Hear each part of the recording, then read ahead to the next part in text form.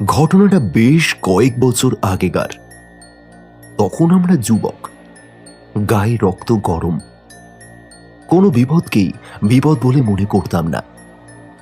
নিজেদের অজান্তে নেমে পড়েছিলাম পৈশাচিক অথবা কালো শক্তির সঙ্গে মোকাবেলা করতে। কিন্তু তখন যদি বুঝতাম নিজেদের অজান্তেই কত বড় ক্ষতি করতে চলেছি নিজেদের।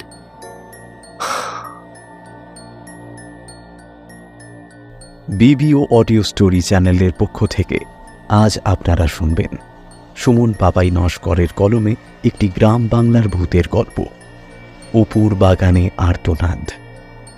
আজ গল্প পাঠে তন্ময় এবং গল্পের সূত্রধার আমি কৌশিক।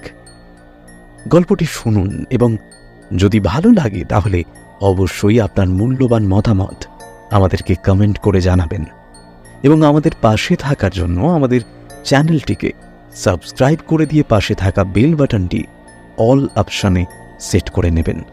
তাহলে চলুন আর কথা না বাড়িয়ে শুরু করা যাক সুমন পাপাই নস্করের কলমে অপুর বাগানে আর্তনাদ।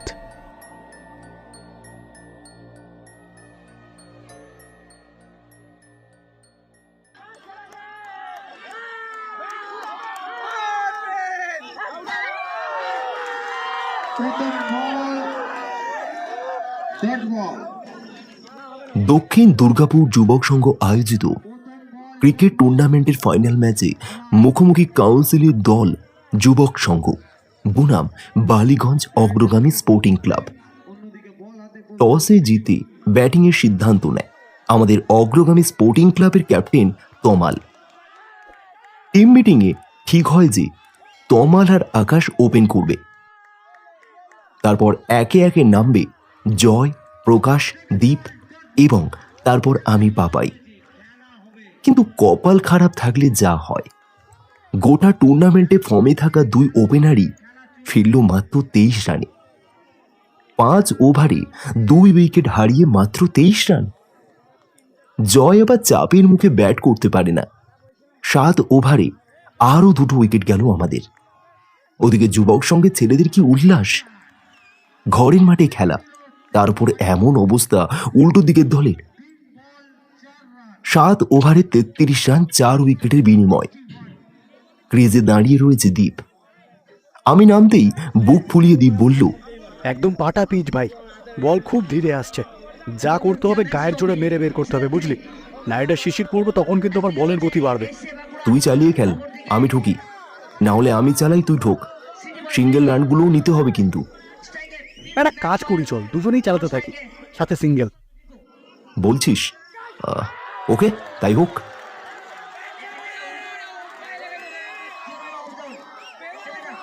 দুজনে আরো 2 ওভার খেলার পর ওদের বোলিং অ্যাকশন বুঝে যায়। এইবার চালানো শুরু।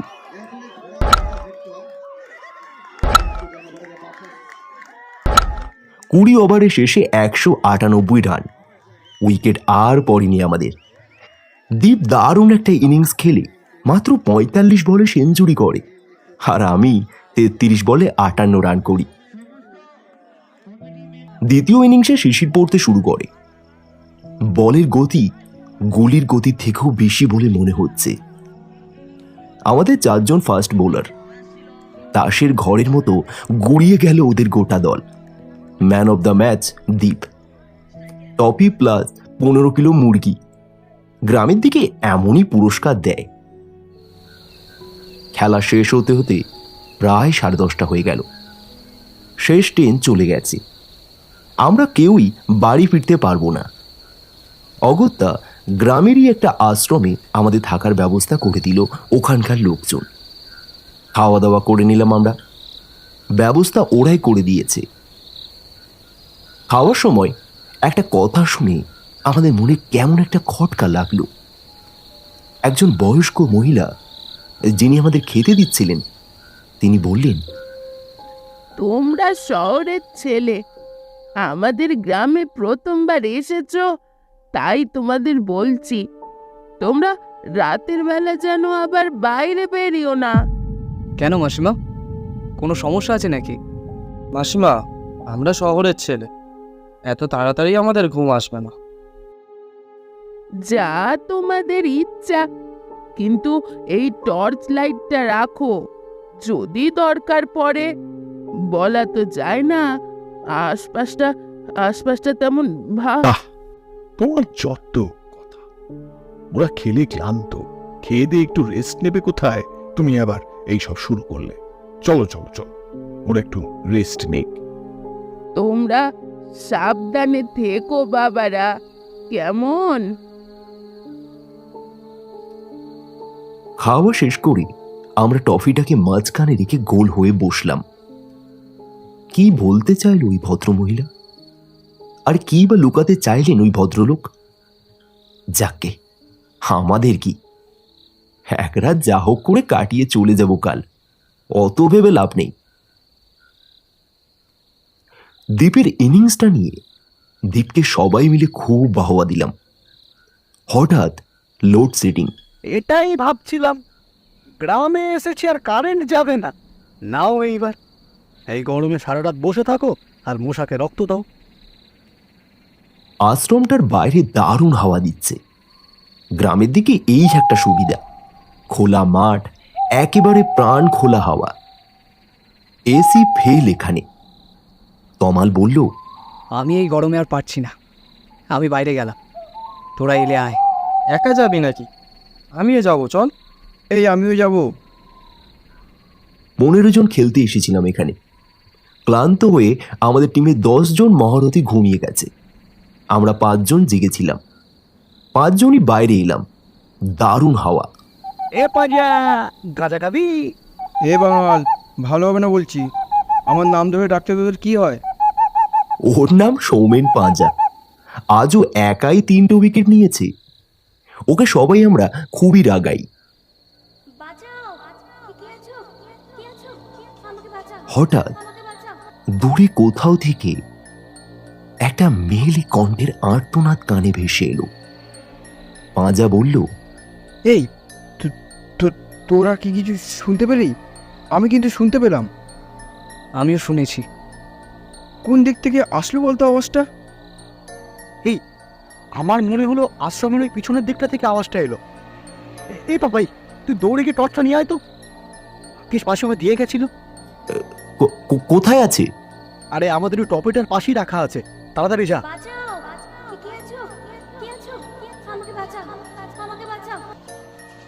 আবার সেই চিৎকার শুনতে পেলাম। আমি আর দেরি না করে দৌড়ে টর্চ আনতে ছুটলাম। কারেন্ট নেই, মোবাইলের চার্জও বেশি নেই। সেই সকালে বেরিয়েছি। ফ্ল্যাশ লাইট জ্বেলে টর্চ নিয়ে বাইরে এলাম। এই তো এসেছিস, শিগগির চল। আমরা 5 জন দৌড়ে আশ্রমটার পিছন দিকে এলাম। বেশ কিছু দূরে একটা ঝুপসি জঙ্গলের মধ্যে দেখতে পেলাম, সেখান থেকে একটা ক্ষীণ আলো রেখা দেখতে পাচ্ছি। গোটা গ্রামে কারেন্ট নেই, ওখানে আলোটা জ্বলছে কি করে? এই এই এই গন্ড গ্রামে আবার ইনভার্টার আছে নাকি? সেটা তো ওখানে গেলেই বুঝতে পারবো, তাই না? এখন চল, তাড়াতাড়ি যাই। যেতে তো হবেই, কিন্তু যাবো কোন দিক থেকে? কোনো রাস্তাই তো নেই, শুধু ধান চাষের জমি চারিদিকে। অত ভেবে লাভ নেই ভাই, এই ধান জমির মধ্যে দিয়েই যেতে হবে। আমার মন কিন্তু সায় দিচ্ছে না। কোনো বিপদ হবে না তো? ওই মাসিমাটা কিন্তু কিছু একটা বলতে গিয়েও থেমে গেছিল।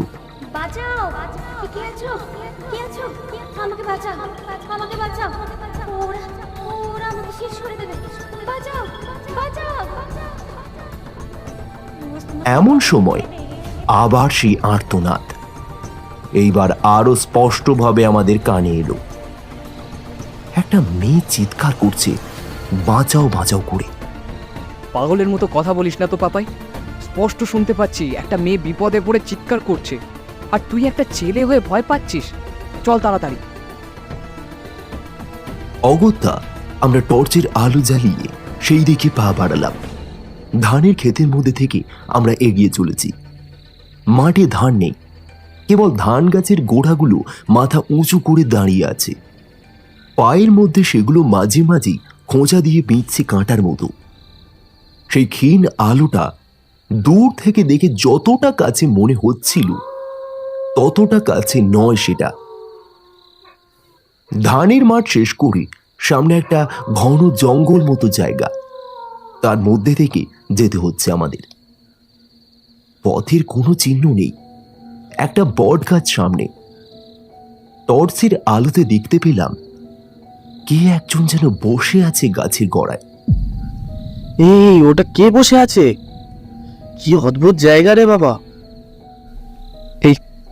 এই কে ওখানে?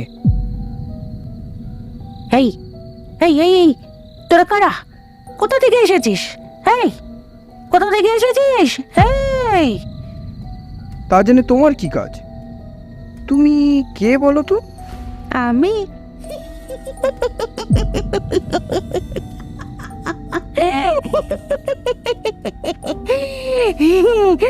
পালা, এখান থেকে পালা, পালা পালা পালা, চলে যা এখান থেকে, চলে যা চলে যা চলে যা, না হলে মরবি, তোরা সবাই মরবি।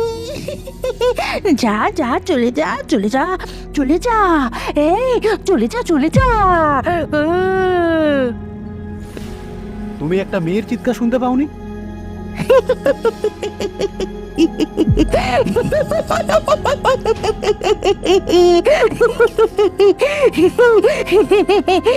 মরণের ডঙ্কা বাজছে, মরণের ডঙ্কা। প্রলয় হবে, প্রলয়, মহাপ্রলয়।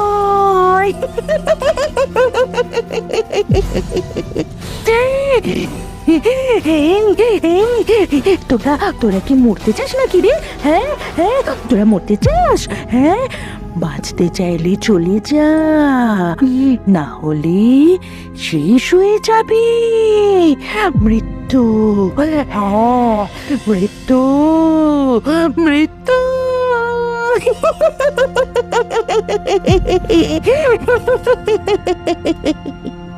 এই কোন পাগলির পাল্লায় পড়লাম রে ভাই। এই চল এখান থেকে, আর সময় নষ্ট করিস না। বাঁচাও বাঁচাও, মেরে ফেললো, মেরে ফেললো ওরা আমাকে, বাঁচাও বাঁচাও। আবার সেই বাঁচো বাঁচো চিৎকার কানে আসছে। মেয়েটা সত্যি বিপদে পড়েছে। এই গ্রামে কেউ কি নেই নাকি? হ্যাঁ, মেয়েটা সেই কখন থেকে বিপদে পড়ে চিৎকার করছে। একটা কোনো সহৃদয় ব্যক্তি নেই? ছি ছি ছি ছি। আমরা পাগলিকে এড়িয়ে সেই দিকে এগোতে যাচ্ছি, আবার সেই পাগলি বলে উঠল, তোরে যাস না, তোরে যাস না, যাস না, যাস না। আমার কথা শোন, আমার কথা শোন, যাস না, যাস না। ও ও কোনো রক্ত মাংসের মানুষ নয়। হ্যাঁ, ও কোনো রক্ত মাংসের মানুষের চিৎকার নয়। হ্যাঁ, ও নিশির ডাক।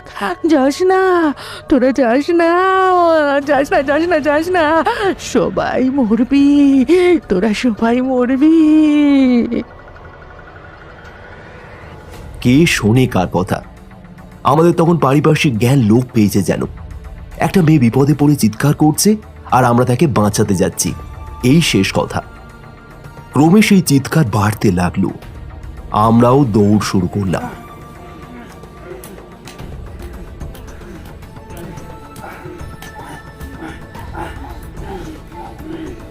ঝোপঝাড়, কাঁটা গাছে, জঙ্গল ঢেলে আমরা এগিয়ে চলেছি সেই ক্ষীণ আলোটাকে লক্ষ্য করে। এদিকে কানে আসছে বারবার সেই চিৎকার। অবশেষে জঙ্গল থেকে বেরিয়ে সামনে দেখতে পেলাম একটা মেঠো পথ, আর তার উল্টো দিকে একটা উঁচু পাঁচিল। পাঁচিলের উল্টো দিকে একটি খাটো একটি বাগান বাড়ি, যার চিলে কোটার একটা ঘর থেকে আসছে সেই লাল আভাযুক্ত ক্ষীণ আলোটা। কিন্তু সেই চিৎকার আর হচ্ছে না, থেমে গেছে। তার পরিবর্তে কানে আসছে কান্নার স্বর, মেয়েলি কণ্ঠে করুণ কান্নার স্বর। এ তো মাল, তুই শুনতে পাচ্ছিস? কেউ কাঁদছে বলে মনে হচ্ছে না? হ্যাঁ ভাই, চল দেখি। এই শোন না, যাওয়াটা কি ঠিক হবে? কারোর বাড়ি বলে মনে হচ্ছে তো এটা। যার বাড়ি হয়তো তার মেয়ে কিংবা বউ হতে পারে তো। আরে তোর মাথাটা একেবারে গেছে। শুনলি না তুই? বাঁচাও বাঁচাও করে চিৎকার করছিল। কোনো বিপদ হয়েছে, তাই জন্যই এমন করে কাঁদছে। চল চল। আমরা সেই পাঁচিল ঘেরা জায়গাটার মেন গেটের কাছে এলাম, কিন্তু এ কি? গেটে যে তালা ঝুলছে বাইরে থেকে, তাহলে ভিতরে কি? সে ঢুকলোই বা কি করে? আরে বাবা, হয়তো এই মেয়েটা এখানে আটকা পড়েছে, বেরোতে পারছে না, তাই বাঁচাও বাঁচাও করছিল। এটা হতে পারে, সেই জন্যই এখন কাঁদছে। ও কি? আমাদের কথাবার্তার ছেদ পড়ল। চিলেকোটার ঘরটাতে হঠাৎ অনেকগুলো পায়ের শব্দ শুনতে পেলাম, তার সাথে কুটিল হাসির শব্দ। লাল আলোতে স্পষ্ট তাদের ছায়াগুলো দেখতে পাচ্ছি আমরা। দুজন, না না, দুজন নয়, তিনজন। হ্যাঁ ঠিকই, তিনজনই। এগিয়ে চলেছে তারা সেই মেয়েটার দিকে। মেয়েটা বারবার বলছে, আমাকে ছেড়ে দাও, আমাকে ছেড়ে দাও, দয়া করো, দয়া করো, আমাকে ছেড়ে দাও, আমাকে যেতে দাও, আমাকে যেতে দাও। কোনো ফল হয় না। ছায়ামূর্তিগুলো ক্রমে এগিয়ে যেতে থাকে মেয়েটার দিকে। বাঁচার জন্য বারবার কাকুতি মিনতি করতে থাকে মেয়েটা। হঠাৎ কানে একটা গুদাম করে শব্দ হলো, তালা ভাঙার শব্দ। তাকিয়ে দেখি মেন গেটের তালায় একখান ইট মেরে ভেঙে ফেলেছে। তমাল তাড়াতাড়ি গেট খুলে দিয়ে বলল, চল তোরা, দেরি করিস না। এই এক মিনিট, লাঠি বা মোটা দেখে গাছের ডাল জাতীয় কিছু নিয়ে নিলে হয় না? বলা যায় না ভাই, গ্রাম্য এলাকা, ছুরি বা কোনো ধারালো অস্ত্র যদি থাকে। সাবাস পজা, গাঁজা খেলেও তোর মাথায় বুদ্ধি আছে। এখন চল তাড়াতাড়ি। জ্বালানির জন্য কেটে রাখা কিছুটা শুকনো গাছের ডাল পাশেই ছিল। আমরা প্রত্যেকেই নিয়ে নিলাম সেটা। ওরা তিনজন আর আমরা পাঁচজন। ওহো, এই টর্চ লাইটটার আবার কি হলো? জ্বলছে না কেন? নিকুচি করেছে তোর টর্চের। দৌড়ে চল, আলোটা তো দেখতে পাচ্ছিস নাকি? আমরা পাঁচজনই দৌড়ে গেলাম বাগানের মধ্যেকার সেই বাড়িটার দিকে। ভিতর থেকে কান্নার শব্দ, চিৎকার, অট্টহাসি সব শুনতে পাচ্ছি। কিন্তু আবার একটা নতুন বিপদ উপস্থিত হলো। আমরা তখনও বুঝতে পারছিলাম না কত বড় মাত্রার একটা বিপদের দিকে আমরা একটু একটু করে এগিয়ে চলেছি। বাড়িটার নিচে যে সদর দরজাটা রয়েছে সেখানেও দেখলাম তালা ঝোলানো, লাল চেলির কাপড় জড়ানো তার গায়ে। তাও কোনো সন্দেহ জাগলো না আমাদের মনে। মেয়েটা বিপদে পড়েছে আর আমরা তাকে বাঁচাবো, এটাই শুধু জানি। তমাল আবার একটা ইটের সাহায্যে বেশ কয়েকবার আঘাত করে ভেঙে ফেললো সেই তালা। একটা ঘোরের মধ্যে রয়েছে যেন ও। দরজা খুলেই সবাই দৌড়ে ঘরের মধ্যে ঢুকে পড়লাম। হঠাৎ কেমন যেন ভয়ের চোটে চিৎকার করে উঠল তমাল।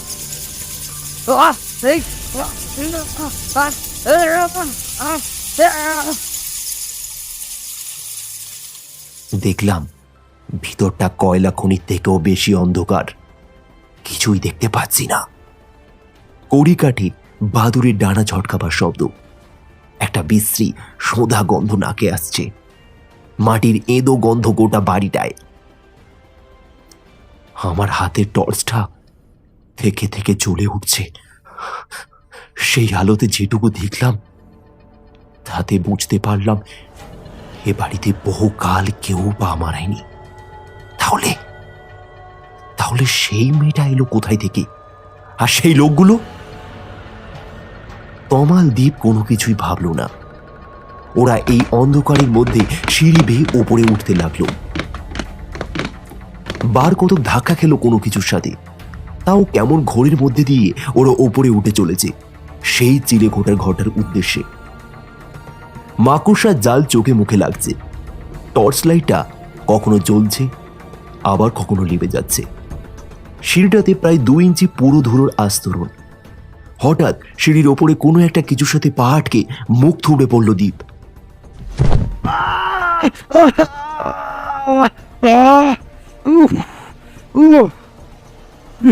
ভাই তুই ঠিক আছিস? ওঠ ওঠ। কি করে পড়লি তুই? বুঝতে পারলাম না ভাই, কি যেন একটা রয়েছে বলে মনে হলো, আর ওটাই পা আটকে আমি পড়ে গেলাম। উফ, মনে হচ্ছে থুতনিতে কেটে গেছে, রক্ত বেরোচ্ছে ভাই। হাতের টর্চটা আবার জ্বলে উঠল। দেখলাম দ্বীপের থুতনির বেশ কিছু জায়গা কেটে গিয়েছে, সেখান থেকে রক্ত বেরোচ্ছে। কিন্তু কিসের গায়ে পা আটকে পড়ল? নিচের দিকে টর্চের আলোটা পড়তেই যা দেখলাম, তাতে আমাদের শরীর হিম হয়ে গেল। সিঁড়ির উপরে মোটা ধুলোর আস্তরণের ওপরে শুয়ে রয়েছে, ওটা কি? একটা কঙ্কাল। গায়ের গেঞ্জিটা কালো হয়ে গেছে ধুলোতে, বুকের কাঁচের মধ্যে ভেজানো একটা ছুরি। কি বিভৎস! বাঁচাও বাঁচাও, মেরে ফেললো ওরা আমাকে, বাঁচাও বাঁচাও। এই চল চল দীপ, তুই বস এখানে, আমরা গিয়ে দেখছি কি হচ্ছে ভিতরে। এই আমিও যাব, আমি একদম ঠিক আছি, চল। আমরা সবাই দৌড়ে গিয়ে চিলেকোটার ঘরের দিকে গেলাম। দেখলাম দরজাটা দেওয়া। তমাল একটা সজোরে লাথি মারতেই খুলে গেল সেটা। আর ঠিক তখনই আমরা দেখতে পেলাম একটা মেয়ে মেঝেতে শুয়ে রয়েছে, বুকের কাছে দুটো হাত দিয়ে। প্রাণ দিয়ে চেষ্টা করছে নিজের সম্মানটুকু বাঁচানোর। শাড়িটা পাশে দাঁড়ানো একটা ছেলের হাতে, আর একটা ছেলে ধীরে ধীরে এগিয়ে যাচ্ছে তার দিকে। আমরা যে এসে পড়েছি কারো তাতে যেন কিছু যায় আসে না। তমাল দৌড়ে গিয়ে ছেলেটাকে ধরতে গেল, কিন্তু এ কি? তমাল সেই ছেলেটার দেহের ভিতর থেকে গলে চলে গেল। তাল সামলাতে না পেরে ও সামনে গিয়ে পড়ে গেল। এবার মেয়েলি সেই কণ্ঠস্বরটা যে এতক্ষণ কাঁদছিল, সে যেন খিলখিল অট্ট হাসিতে ফেটে পড়ছে।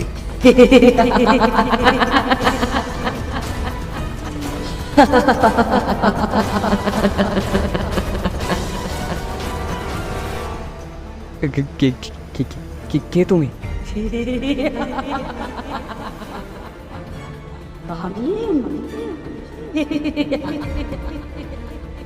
আমি সুনন্দা।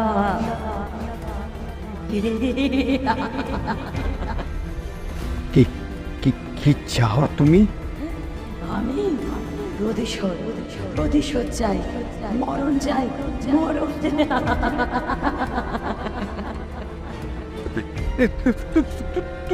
তুমি মানুষ নও, কিসের প্রতিশোধ? কার মরণ চাও তুমি? এসব কি হচ্ছে? আমাকে শেষ করে দিয়েছিল ওরা।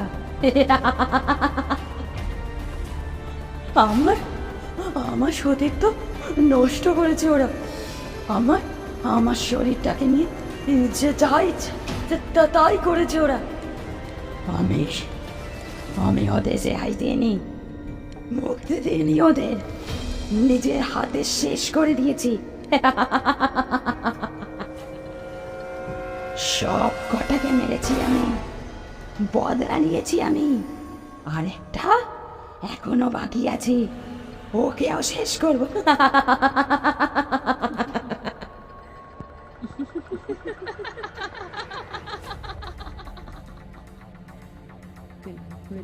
বাড়ির ভিতর থেকে সেই মেয়ের হাসির শব্দে ফেটে পড়তে লাগলো, সাথে জিনিসপত্র এদিক ওদিক পড়ার শব্দ। আমরা কিংকর্তব্য বিমূঢ় হয়ে দাঁড়িয়ে রয়েছি। হঠাৎ গোটা বাড়ি আলোকিত হয়ে উঠল। চোখের নিমেষে দেখতে পেলাম সেই পুরনো ধুলো জমা আসবাবপত্রগুলো থেকে পুরো হয়ে জমে থাকা ধুলোর আস্তরণ মিলিয়ে যাচ্ছে। ছাদের গায়ে থেকে নেমে আসা মাকড়সার জাল অদৃশ্য হয়ে গেল। জরাজীর্ণ হতশ্রী বাড়িটা কোনো এক মায়ার শক্তিতে যেন ফিরে পাচ্ছে তার আগের সৌন্দর্য। মেয়েটাও যে অদৃশ্য হয়ে গেল চোখের নিমেষে। দেখতে পেলাম সেই চিলেকোঠার ঘরের মধ্যে এক জায়গায় শুয়ে রয়েছে একটি কঙ্কাল। আমরা আর স্থির থাকতে পারলাম না। আমি বুঝতে পেরেছি সবটা, তোরা বুঝতে পারছিস কি? আর বুঝি কাজ নেই, বাসে এলে এখনই এখান থেকে পালা। তুই কি সত্যি বুঝতে পারছিস না? ওরা মেয়েটাকে মেরে ফেলেছে। আর মেয়েটা আমাদের সেটাই দেখাতে চাইলো কি নৃশংসভাবে তারা ওকে হত্যা করেছিল। তোর মাথার ঠিক আছে তো? মেয়েটা মারা গেছে ভাই। এখানে যেটা ঘটছে সেটা ঠিক হচ্ছে না আমাদের সাথে। এদিকে তাকিয়ে দেখ, দ্বীপের রক্ত বন্ধ হচ্ছে না, মোবাইল নেটওয়ার্ক নেই কোনো। এখানে মরে পড়ে থাকলেও কেউ জানতেও পারবে না কোনো দিন। বাঁচতে চাইলে চল। আমারও তো তাই মনে হচ্ছে ভাই। প্রকাশ আর সৌমেন একদম ঠিক বলছে। এখানে থাকলে আমরা কেউ আর বাঁচবো না। তোদের কি মনে হচ্ছে না যে আমাদের ওই মেয়েটাকে সাহায্য করা উচিত? মানে তুই সত্যিই পাগল হয়ে গেলি নাকি? ও আর বেঁচে নেই ভাই, এখনো প্রতিশোধ চায়, প্রতিশোধ। দুজনকে অলরেডি শেষ করে ফেলেছে, বাকি আছে একজন, তাকেও শেষ করবে ও। আর তুই বলছিস ওকে সাহায্য করবি? আরে ভাই, ওর প্রতিশোধ নেওয়া হয়ে গেলে ও ভ্যানিশ হয়ে যাবে, তারপর জেলে যাব আমরা, বুঝলি? তমাল, তুই একাই থাক এখানে, আমি চললাম। সৌমেন, দীপকে ধরে নিয়ে চল। আমি আর এক মুহূর্ত এখানে থাকবো না। আমরা তাড়াতাড়ি সিঁড়ি দিয়ে নেমে মেন দরজা দিয়ে বেরিয়ে দৌড় লাগালাম সেই আশ্রমের দিকে। একটাই চিন্তা মাথায় ঘুরপাক খাচ্ছে, বাঁচতে হবে। আর এক মুহূর্ত নয় এই গ্রামে। ফার্স্ট টাইম ধরেই এখান থেকে পালাবো আমরা। যত আশ্রমের কাছে আসছি ততই যেন একটা চাপা গুঞ্জন কানে আসছে আমাদের। অবশেষে যখন আমরা আশ্রমের কাছে এসে পৌঁছালাম, তখন দেখি প্রায় গোটা গ্রামের লোক এসে জড়ো হয়েছে আশ্রমের কাছে।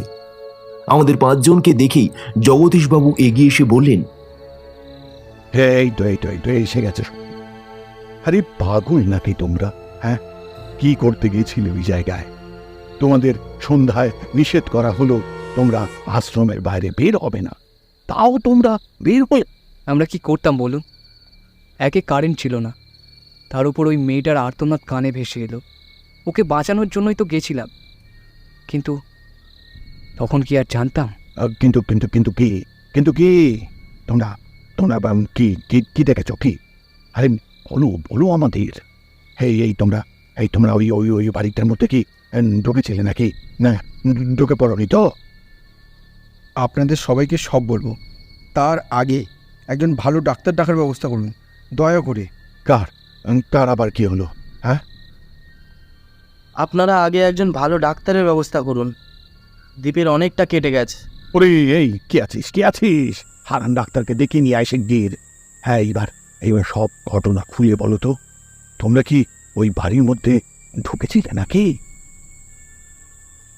আমরা প্রথম থেকেই সমস্ত ঘটনা খুলে বলি, যা যা আমাদের সাথে ঘটেছে সবটাই। এমনকি আমরা সেই পাগলির কথাও বলি ওনাদেরকে। এই বাড়িটা তালা ভেঙে ভিতরে ঢোকা থেকে মেয়েটার অদৃশ্য হয়ে যাওয়া পর্যন্ত সবটাই। ঈশ্বর, সবই আমার কপাল। উফ, তোমরা নিজেরাও জানো না কত বড় ক্ষতি তোমরা আজ এই গ্রামের করলে।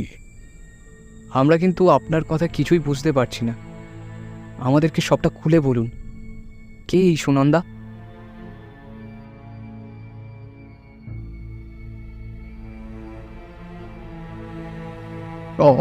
সবই নিয়তি আমাদের। সেদিনের সেই ঘটনা একটা অভিশাপের মতো পিছু করে বেড়াচ্ছে আমাদের। সুনন্দা ছিল আমাদের গ্রামের এক পুরোহিতের মেয়ে। এটি খুবই ভালো ছিল। ওই যে পাগলিকে দেখেছো তোমরা, ওটাই। আমি আর মেয়ের শোকে পাগলি হয়ে গেছি। সেদিনটার কথা মনে পড়লে আজও গা শিউরে ওঠে। ওই দিন ছিল আমাদের গ্রামের বিশাল বড় হরিনাম সংকীর্তন। দূর দূরান্ত থেকে মানুষ আসতো, সবার বাড়ি আত্মীয় স্বজনে ভরে যেত। এমনই 2 জন ছেলে বাইরে থেকে এসেছিল। তারা ছিল গ্রাম প্রধানের ছেলের বন্ধু। সুনন্দাকে তারা দেখে ওই হরিবাসরে। হয়তোবা হরিনাম শুনে রাত করে বাড়ি ফিরছিল আর সেই সময় ওকে তুলে নিয়ে যায় ওই বাগান বাড়িতে। ওটা এমনি ওই পিকনিকের কাজে ভাড়া দেওয়া হতো। কিছু মানুষ দেখতে পায় যে ওরা সুনন্দাকে তুলে নিয়ে যাচ্ছে। ওরা এসে খবর দেয় সবাইকে, কিন্তু কেউ ওই প্রধানের ভয় চায়নি সেদিন। পুরোহিত মশাই অসহায় ছুটে যায় মেয়েটাকে বাঁচাতে, কিন্তু কিন্তু ততক্ষণে সব শেষ, সব শেষ। মেয়ের সুখে আত্মহত্যা করেননি, আর ওনার স্ত্রী মানে ওই সুনন্দার মা মানসিক ভারসাম্যতা হারিয়ে আজ এই পথে পথে ঘুরে বেড়াচ্ছে। সবই তো বুঝলাম, কিন্তু আপনারা পুলিশে খবর দেননি কেন? আর ওই ছেলেগুলো, মানে আমরা যাদের মৃতদেহ দেখেছি, ওদের অমনভাবে মৃত্যু হলো কিভাবে? কি বিভৎসভাবে বলল, আমি শেষ করেছি ওদের। কিন্তু কিন্তু আপনি বলছেন মেয়েটা ওই ছেলেগুলোর হাতেই মারা পড়েছে, কিন্তু এটা কিভাবে সম্ভব?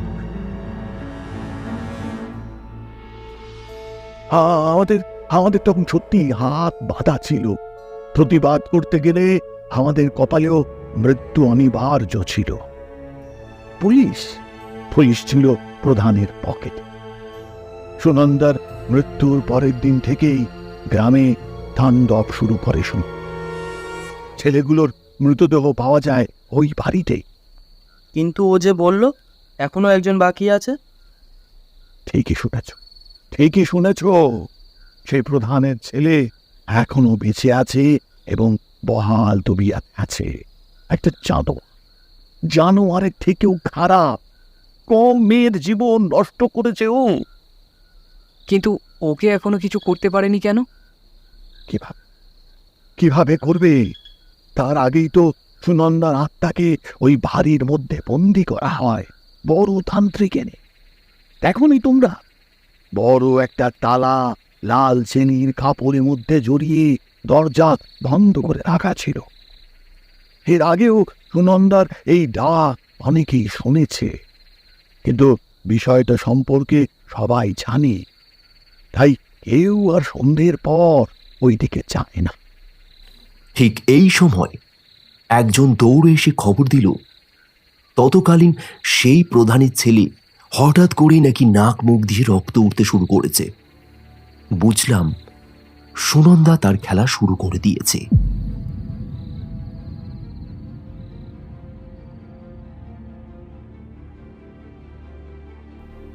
শুনছিলেন আজকের গল্প সুমন পাপাই নস্করের কলমে অপুর বাগানে আর্তনাদ। গল্পটি কেমন লাগলো তা অবশ্যই আমাদেরকে কমেন্ট করে জানাবেন। ভালো লাগলে একটি লাইক করে দেবেন এবং আমাদের চ্যানেলটিকে সাবস্ক্রাইব করতে ভুলবেন না। ফিরে আসবো আগামী সপ্তাহে আরও একটি নতুন গল্প নিয়ে। ধন্যবাদ, ভালো থাকবেন।